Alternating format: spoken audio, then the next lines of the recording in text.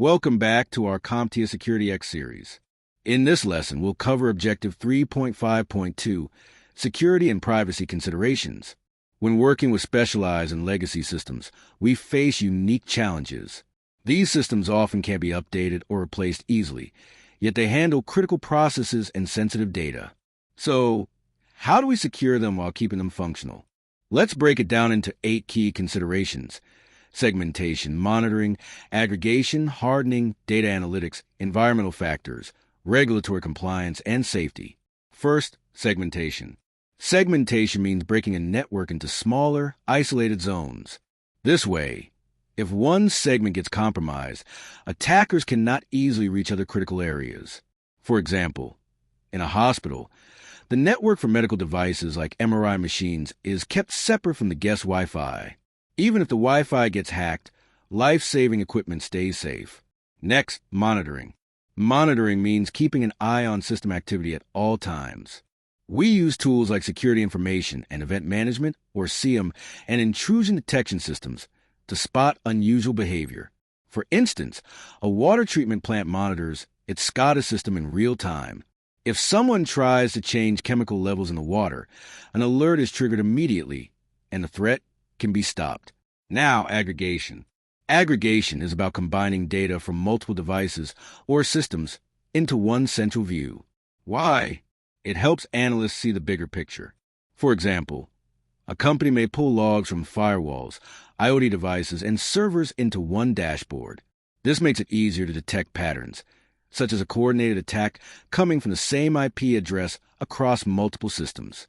Next up, hardening. Hardening is the process of reducing a system's attack surface. This means disabling unnecessary services, changing default settings, and applying strong security controls. For example, on an embedded medical device, you might disable and use USB ports, remove default credentials, and turn off unnecessary features. The fewer ways in, the harder it is for attackers to exploit. Now, let's discuss data analytics. Data analytics helps detect risks and privacy issues by analyzing user and system data.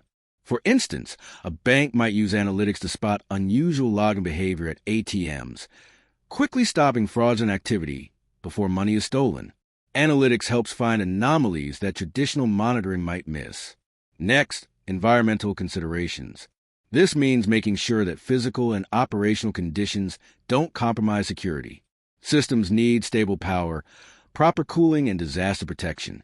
For example, a data center might use backup generators, fire suppression systems, and flood protection to ensure critical servers stay operational during emergencies. Now, let's talk about regulatory considerations. Many industries are bound by strict rules about data handling. These regulations ensure privacy and avoid legal trouble. For instance, HIPAA protects patient data in healthcare, PCI DSS secures payment card information, and GDPR safeguards personal data in the European Union. Meeting these requirements isn't just good practice, it's mandatory. Finally, safety. In environments like hospitals, factories, or power plants, security changes must not compromise human safety. For example, before updating software on industrial equipment, companies test it on a separate system to ensure it won't accidentally shut down critical safety controls. Security should never put lives at risk. Here's the key takeaway. Securing specialized and legacy systems requires a holistic approach.